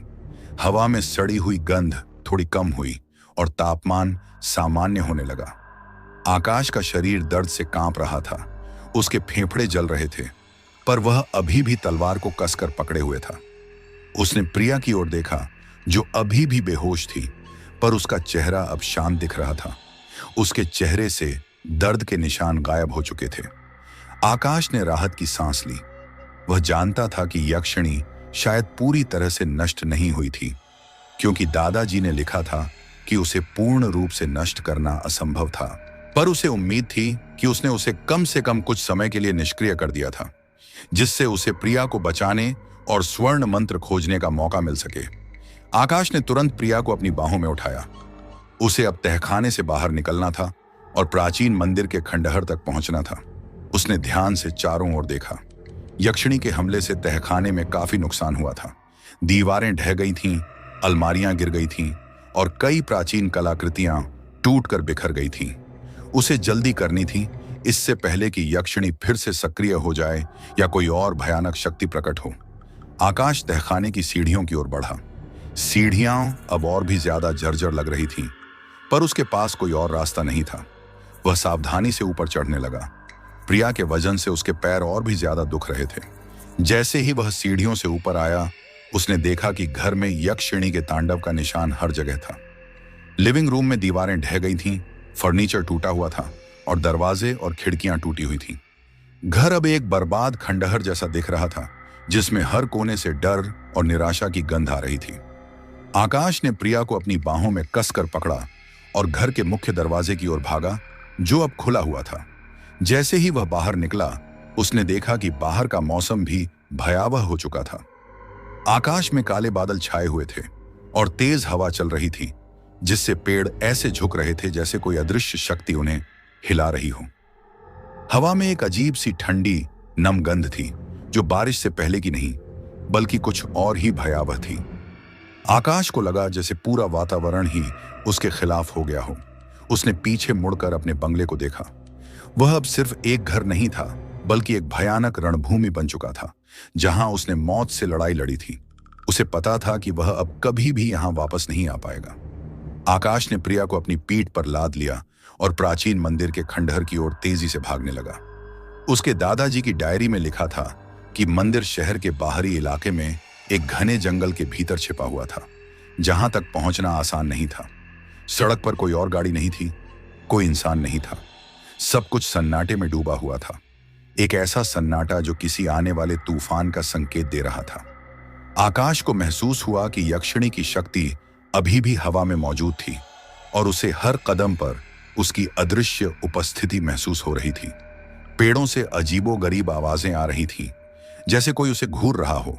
झाड़ियों से तेज सरसराहटें सुनाई दे रही थीं और उसे लगा जैसे कोई अदृश्य प्राणी उसका पीछा कर रहा हो। चलते चलते आकाश को एक पुरानी जीर्ण शीर्ण सड़क मिली, जो जंगल के भीतर जाती थी। डायरी में इसी सड़क का जिक्र था। जैसे ही वह सड़क पर आया, उसे महसूस हुआ कि हवा में एक अजीब सी कंपन हुई और पेड़ों से कुछ भयानक आकृतियां निकलकर उसकी ओर आने लगीं। ये आकृतियां धुएं से बनी हुई थीं, जिनमें लाल आंखें चमक रही थीं। ये यक्षिणी के दास थे, जिनके बारे में दादाजी ने डायरी में लिखा था। ये दास, जो यक्षिणी के वफादार सेवक थे, उसके हर आदेश का पालन करते थे और उसकी रक्षा करते थे। आकाश ने तलवार को कसकर पकड़ा। उसे पता था कि उसे इन दासों से लड़ना होगा, अगर उसे मंदिर तक पहुंचना है। दास तेजी से उसकी ओर बढ़े। उनके मुंह से भयानक आवाजें निकल रही थीं, जो किसी सड़े हुए मांस को चबाने जैसी लग रही थीं। वे संख्या में कई थे और आकाश को लगा जैसे वह एक बड़े जाल में फंस गया हो। आकाश ने प्रिया को सावधानी से जमीन पर लिटाया और दासों का सामना करने के लिए तैयार हो गया। उसने अपनी तलवार को हवा में घुमाया और उससे एक हल्की नीली चमक निकली, जिससे दास एक पल के लिए पीछे हट गए। वे चांदी से डरते थे। आकाश ने अपनी पूरी ताकत से उन पर हमला किया, हर दास को अपनी तलवार से मारते हुए। दास धुएं के बादलों में बदल जाते थे और फिर से प्रकट हो जाते थे, जिससे उन्हें हराना मुश्किल हो रहा था। आकाश को लगा कि उसकी ऊर्जा कम पड़ रही थी और उसे यह लड़ाई जीतने की कोई उम्मीद नहीं दिख रही थी। तभी उसे अपने पीछे एक हल्की सी सरसराहट महसूस हुई। उसने पीछे मुड़कर देखा। वहां कोई नहीं था, पर उसे हवा में एक अजीब सी ठंडक महसूस हुई और उसे लगा जैसे कोई अदृश्य शक्ति उसकी मदद कर रही हो। दास एक पल के लिए रुक गए। उनकी लाल आंखें हवा में कुछ ढूंढ रही थीं। ये वही दूसरी काली परछाई थी जिसने तहखाने में यक्षिणी से लड़ाई की थी। वह अब भी उसकी मदद कर रही थी, पर क्यों? आकाश को इस परछाई पर पूरा भरोसा नहीं था, पर इस समय उसके पास कोई विकल्प नहीं था। परछाई की मदद से आकाश दासों को हराने में कामयाब रहा। यद्यपि वह बुरी तरह से थक चुका था, उसके शरीर में दर्द हो रहा था और उसकी सांसें फूल रही थीं। उसने प्रिया को फिर से अपनी पीठ पर लादा और अपनी यात्रा जारी रखी। जंगल और भी घना होता जा रहा था और पेड़ों की डालियां ऐसे लग रही थीं जैसे वे उसे अपनी ओर खींच रही हों। हवा में अजीबोगरीब फुसफुसाहटें सुनाई दे रही थीं और उसे लगा जैसे सैकड़ों आंखें उसे घूर रही हों। यह जंगल कालरात्रि की शक्ति से दूषित हो चुका था और हर कदम पर एक नया खतरा छुपा हुआ था। आकाश को महसूस हुआ कि उसके पैरों के नीचे जमीन नम और दलदली होती जा रही थी और उसे हर कदम पर संभल कर चलना पड़ रहा था। कुछ और देर चलने के बाद आकाश को जंगल के बीच में एक पुरानी जीर्ण शीर्ण संरचना दिखाई दी।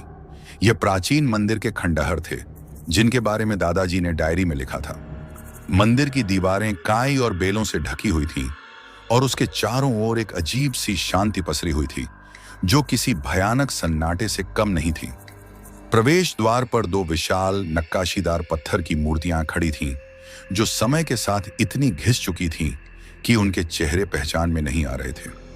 उनके हाथों में कुछ अजीबोगरीब हथियार थे और उनकी आंखें खाली और भयावह थीं। ये मूर्तियां मंदिर की संरक्षक थीं और आकाश को पता था कि वे इतनी आसानी से उसे अंदर जाने नहीं देंगी। मंदिर के भीतर से एक हल्की नीली चमक निकल रही थी, जो स्वर्ण मंत्र के अस्तित्व का संकेत दे रही थी। जैसे ही आकाश मंदिर के पास पहुंचा, हवा में एक तेज कंपन हुआ और पत्थर की मूर्तियों की आंखों से एक लाल रोशनी निकली। मूर्तियां धीरे धीरे हिलने लगीं, उनके शरीर से पत्थर की धूल गिरने लगी और उन्होंने एक भयानक पत्थरीली आवाज में गर्जना की। ये मूर्तियां यक्षिणी के दास थीं, जिन्हें मंदिर की रक्षा के लिए रखा गया था। आकाश को पता था कि ये मूर्तियां सामान्य नहीं थीं, बल्कि उनमें कुछ प्राचीन शक्ति निवास करती थीं। उन्होंने आकाश की ओर तेजी से कदम बढ़ाए। उनके भारी पैर जमीन पर धमाके कर रहे थे। आकाश ने प्रिया को एक सुरक्षित जगह पर लिटाया, जहां उसे उम्मीद थी कि वह सुरक्षित रहेगी, और तलवार को कसकर पकड़ा। उसे इन पत्थरों के संरक्षकों से लड़ना होगा। आकाश ने एक मूर्ति पर हमला किया। अपनी तलवार से उसके पैर पर वार किया। तलवार मूर्ति से टकराई और एक तेज आवाज निकली, जैसे धातु पत्थर से टकराई हो। मूर्ति के शरीर से पत्थर के टुकड़े टूटकर गिरे, पर उसे कोई खास नुकसान नहीं हुआ। मूर्तियां इतनी मजबूत थीं कि उन्हें तोड़ना नामुमकिन लग रहा था। आकाश ने अपनी रणनीति बदली। उसे याद आया कि दादाजी ने लिखा था कि ऐसे संरक्षकों को उनकी आत्मा को निष्क्रिय करके ही हराया जा सकता है, जो उनके शरीर में कहीं छिपी होती थी। उसने मूर्तियों के चारों ओर घूमना शुरू किया, उनके कमजोर बिंदु को खोजने की कोशिश कर रहा था। मूर्तियां अपनी गति से धीरे धीरे घूम रही थीं और अपने विशालकाय हाथों से आकाश पर हमला कर रही थीं। उनके प्रहार इतने शक्तिशाली थे कि अगर वे उसे छू भी लेते तो उसका शरीर टूट सकता था। आकाश ने देखा कि एक मूर्ति की छाती पर एक छोटा चमकदार लाल क्रिस्टल चमक रहा था। यह वही क्रिस्टल था जो उसने प्रिया के कमरे में देखा था। ये क्रिस्टल यक्षिणी के थे और वे संरक्षकों को शक्ति दे रहे थे। आकाश ने तुरंत उस क्रिस्टल की ओर निशाना साधा।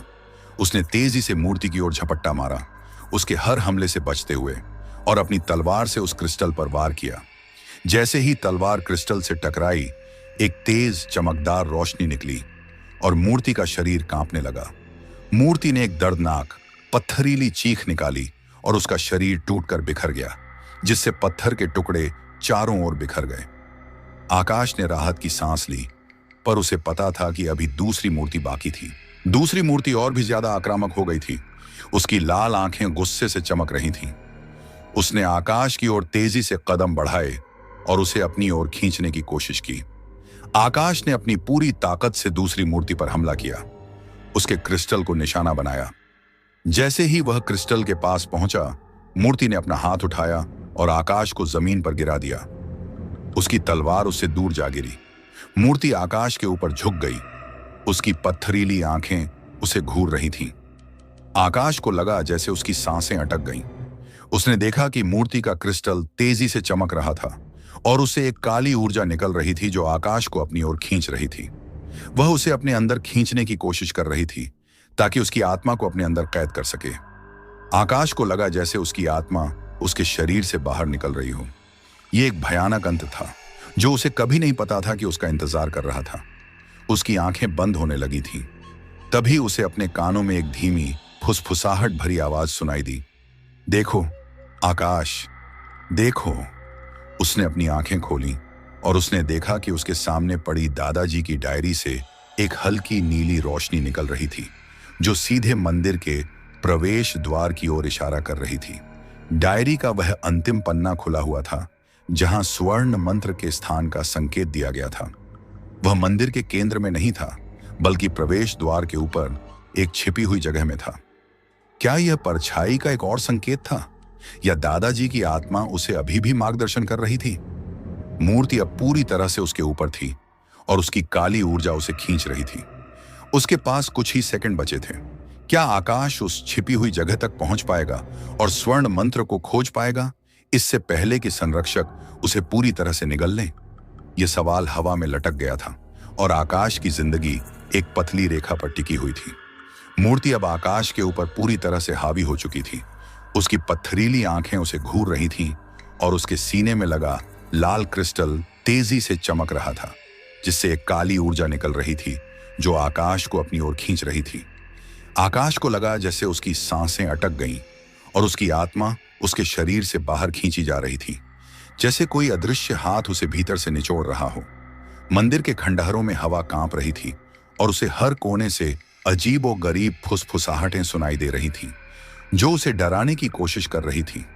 उसके पूरे शरीर में दर्द हो रहा था और उसकी तलवार उससे दूर पड़ी थी, जिसकी चमक अब फीकी पड़ चुकी थी। उसे लगा जैसे यह उसका अंत है, एक भयानक और अकेला अंत, जहां वह अपनी प्रिया को बचाने की कोशिश में खुद को खो देगा। उसकी आंखों के सामने प्रिया का हंसता हुआ चेहरा कौंध गया और उसे लगा जैसे वह उसे आखिरी बार देख रहा हो। तभी उसे अपने कानों में एक धीमी फुसफुसाहट भरी आवाज सुनाई दी। देखो आकाश, देखो। यह आवाज उसके दादाजी की डायरी से आ रही थी जो उसके पास जमीन पर खुली पड़ी थी। उसने अपनी अध खुली आंखों से डायरी की ओर देखा और उसे एक हल्की नीली रोशनी निकलती दिखाई दी जो सीधे मंदिर के प्रवेश द्वार की ओर इशारा कर रही थी। डायरी का वह अंतिम पन्ना खुला हुआ था जहां स्वर्ण मंत्र के स्थान का संकेत दिया गया था।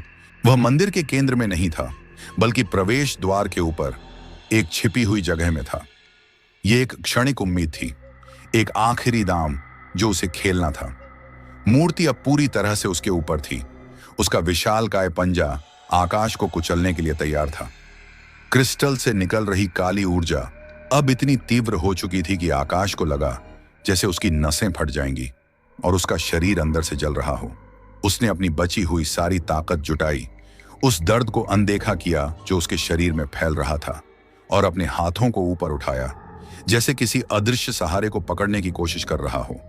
उसकी निगाहें सीधे प्रवेश द्वार के ऊपर उस छिपी हुई जगह पर थीं जहां उसे स्वर्ण मंत्र मिल सकता था। उसे पता था कि यह उसका आखिरी मौका था और उसे इसे भुनाना ही था, चाहे कुछ भी हो जाए। एक पल में आकाश ने अपने दिमाग में एक योजना बनाई। उसे किसी भी तरह से उस मूर्ति को विचलित करना था ताकि वह उस छिपी हुई जगह तक पहुंच सके। उसने देखा कि मूर्ति का ध्यान पूरी तरह से उस पर केंद्रित था और वह अपने शिकार को पूरी तरह से निगलने के लिए उत्सुक थी। उसने अपनी पूरी ताकत से अपनी गर्दन को घुमाया और अपनी मुट्ठी में बची हुई धूल को मूर्ति के क्रिस्टल की ओर फेंक दिया। धूल क्रिस्टल से टकराई और एक पल के लिए मूर्ति का ध्यान भटक गया। उसकी लाल आंखें गुस्से से सिकुड़ गईं। इसी क्षण का फायदा उठाकर आकाश ने अपने पैरों से जमीन को जोर से धकेला और मूर्ति के नीचे से लुढ़क कर बाहर निकला।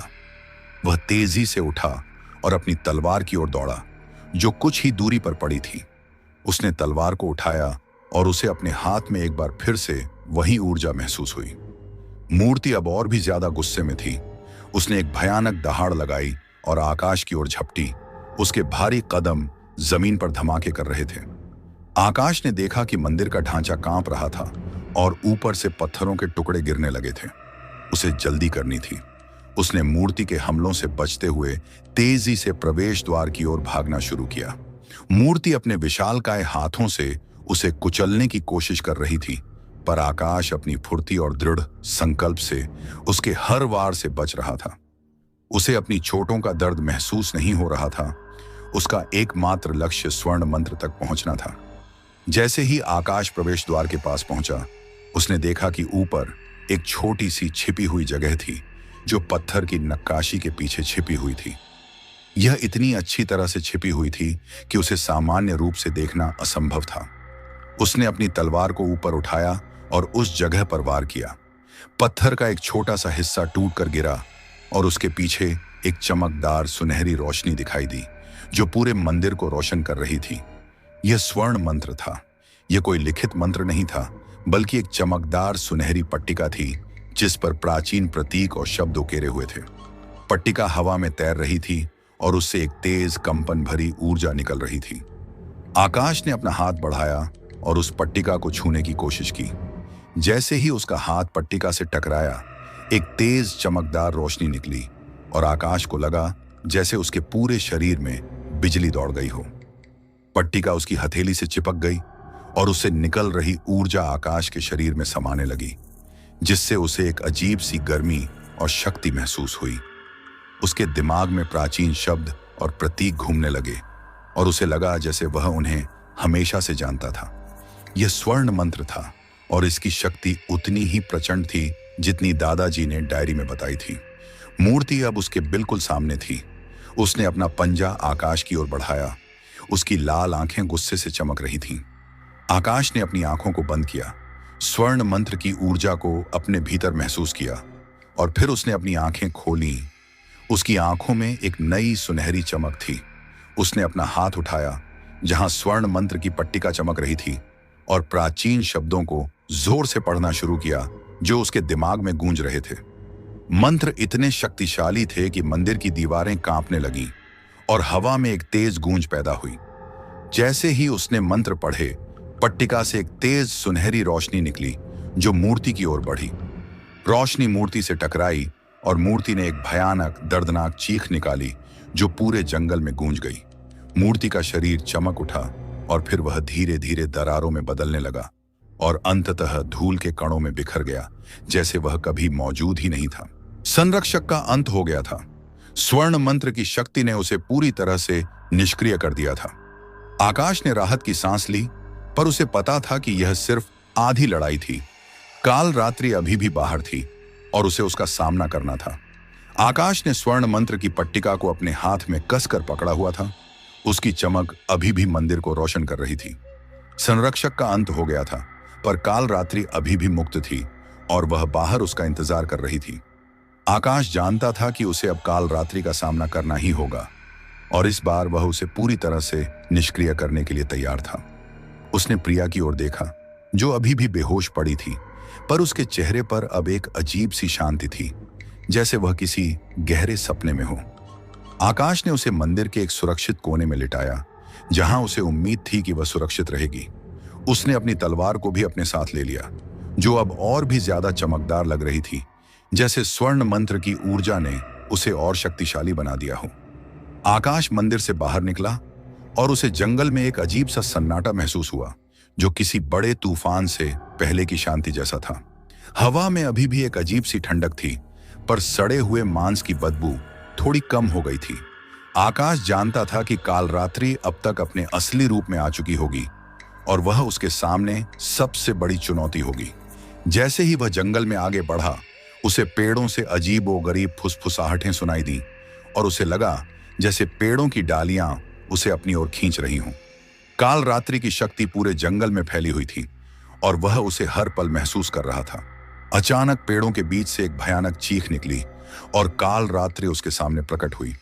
वह अपने पूर्ण भयानक रूप में थी, एक विशालकाय धुएंदार आकृति जिसकी आंखें लाल अंगारों की तरह चमक रही थीं और उसके मुंह से खून टपक रहा था।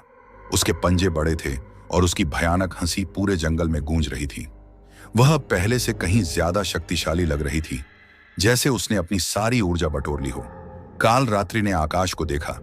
उसकी आंखों में एक अजीब सी चमक थी, एक मिश्रण था गुस्से का, बदले का और एक भयानक भूख का। तुमने मेरे संरक्षकों को नष्ट कर दिया आकाश, तुमने स्वर्ण मंत्र को खोज लिया, पर तुम्हें क्या लगता है तुम मुझे रोक सकते हो? मैं अनंत हूं, मैं अमर हूं, काल रात्रि ने गरजते हुए कहा। उसकी आवाज में एक दर्दनाक घृणित कंपन था। उसने अपने पंजे फैलाए और आकाश की ओर एक काली ऊर्जा का गोला फेंका जो तेजी से उसकी ओर आ रहा था। आकाश ने स्वर्ण मंत्र की पट्टिका को ऊपर उठाया और प्राचीन शब्दों को जोर से पढ़ना शुरू किया। जैसे ही उसने मंत्र पढ़े, पट्टिका से एक तेज सुनहरी रोशनी निकली जो काल रात्रि के ऊर्जा गोले से टकराई। एक जोरदार धमाका हुआ और दोनों ऊर्जाएं हवा में टकराईं, जिससे एक चमकदार सफेद रोशनी निकली जो पूरे जंगल को रोशन कर रही थी। काल रात्रि ने दर्दनाक चीख निकाली और पीछे हट गई। उसके धुएंदार शरीर से काली तरल चीज टपकने लगी। स्वर्ण मंत्र की शक्ति उसे चोट पहुंचा रही थी। काल रात्रि ने अब अपनी पूरी शक्ति से आकाश पर हमला किया। उसने अपने शरीर को बदल दिया, कभी एक विशालकाय सर्प में, कभी एक बड़े पक्षी में और कभी एक भयानक मानवीय आकृति में जो आकाश को डराने की कोशिश कर रही थी। वह हवा में उड़ रही थी, तेजी से इधर उधर घूम रही थी और अपने पंजे और ऊर्जा के गोले से आकाश पर हमला कर रही थी। आकाश अपनी तलवार और स्वर्ण मंत्र की शक्ति से उसका सामना कर रहा था, हर हमले का जवाब दे रहा था।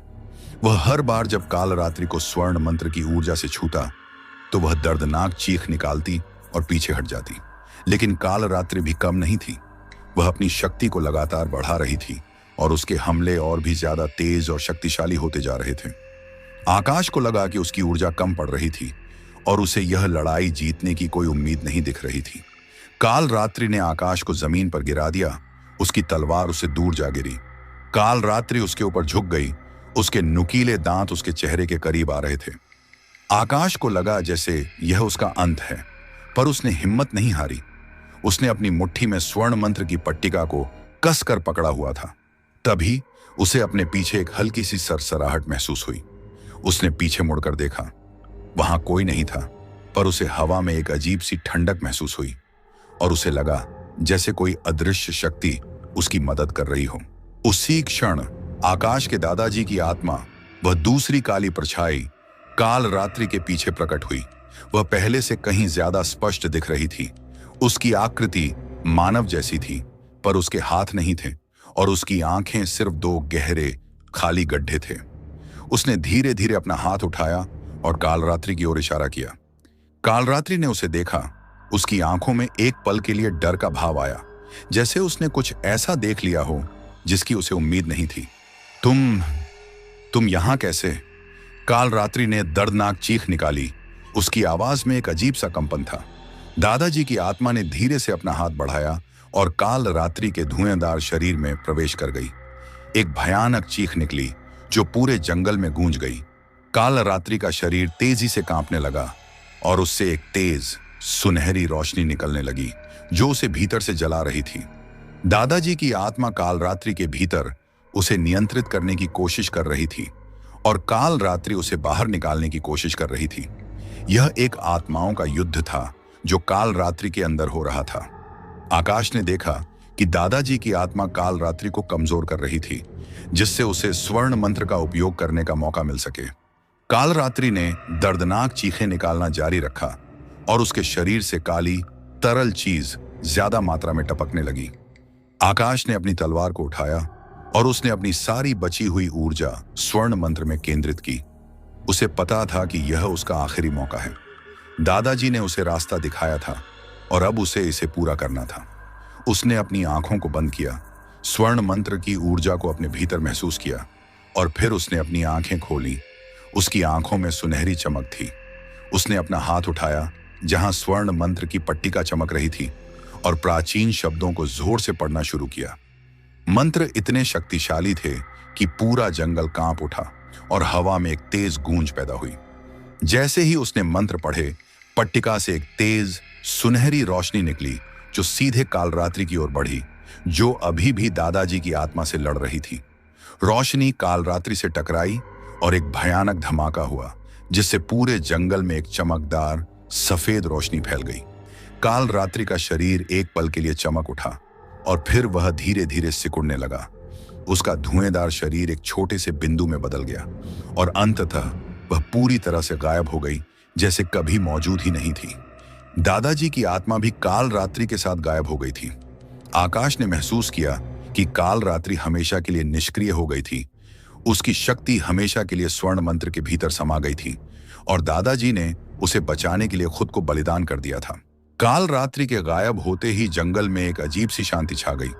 हवा अब ठंडी और ताजी थी और सड़ी हुई मांस की बदबू पूरी तरह से गायब हो चुकी थी।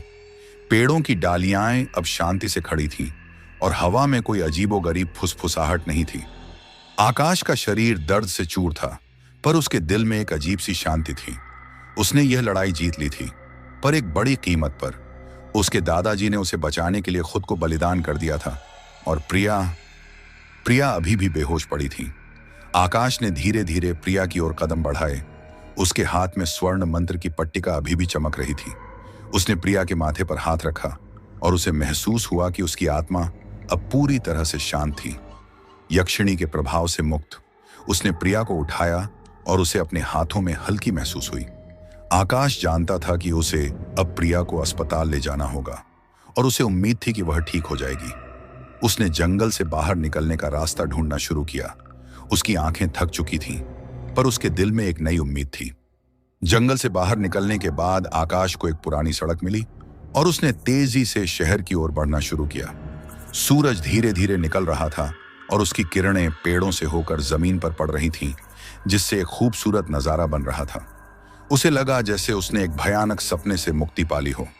जैसे ही वह अपने शहर में पहुंचा, उसने देखा कि सब कुछ सामान्य था। लोग अपनी रोजमर्रा की जिंदगी जी रहे थे। सड़कों पर गाड़ियां चल रही थीं और हवा में सामान्य जीवन की गंध थी। कोई नहीं जानता था कि उसने कितनी भयानक लड़ाई लड़ी थी। आकाश ने प्रिया को एक पास के अस्पताल में भर्ती कराया। डॉक्टरों ने बताया कि वह सदमे में थी और उसे आराम की जरूरत थी, पर उसकी हालत स्थिर थी। आकाश ने उन्हें बताया कि वह एक कार दुर्घटना के बाद से सदमे में है और डॉक्टरों ने उस पर विश्वास किया। उसे नहीं पता था कि वह उन्हें इस भयानक सच्चाई के बारे में कैसे बताता। उसने प्रिया का हाथ पकड़ा और उसे महसूस हुआ कि वह अब सुरक्षित थी। स्वर्ण मंत्र की पट्टिका को अपने पास रखा, जो अब भी हल्की चमक रही थी। यह उसकी जीत का प्रतीक था और एक अनुस्मारक था कि इस दुनिया में ऐसी शक्तियां हैं जिन्हें विज्ञान नहीं समझा सकता। कुछ हफ्तों बाद प्रिया ठीक हो गई। वह अब सामान्य लग रही थी। उसकी आंखों में वही चमक थी जो पहले थी और उसकी मुस्कान वापस आ गई थी। पर आकाश जानता था कि कुछ भी पहले जैसा नहीं होगा। उसने प्रिया को उस कार दुर्घटना के बारे में बताया और उसने उसे अपनी यात्रा के बारे में भी बताया कि कैसे उसने कालरात्रि से लड़ाई लड़ी और उसे निष्क्रिय कर दिया। प्रिया ने उसे ध्यान से सुना। उसकी आंखों में एक अजीब सी समझ थी। उसे याद नहीं था कि उस रात क्या हुआ था, पर उसे आकाश की बातों पर विश्वास था। आकाश ने अपने पुराने बंगले को बेच दिया। वह उस जगह पर वापस नहीं जाना चाहता था जहां उसने इतनी भयानक चीजों का अनुभव किया था। उसने एक नया घर खरीदा जहां वह और प्रिया एक नई शुरुआत कर सकें। उसने स्वर्ण मंत्र की पट्टिका को एक सुरक्षित जगह पर रखा जहां कोई उसे नहीं ढूंढ सकता था। वह जानता था कि कालरात्रि हमेशा के लिए निष्क्रिय हो गई थी, पर उसे यह भी पता था कि इस दुनिया में और भी ऐसी शक्तियां हैं और उसे हमेशा सावधान रहना होगा। आकाश और प्रिया ने अपनी जिंदगी को फिर से शुरू किया। उन्होंने एक दूसरे के साथ समय बिताया और धीरे धीरे अपने रिश्ते को फिर से मजबूत किया। प्रिया ने कभी भी उस रात के बारे में ज्यादा बात नहीं की, पर आकाश जानता था कि उसने भी कुछ ऐसा अनुभव किया था जिसे वह कभी भूल नहीं पाएगी। वह अब और भी ज्यादा सावधान हो गया था और उसने हमेशा अपने आसपास की दुनिया को ध्यान से देखना शुरू किया।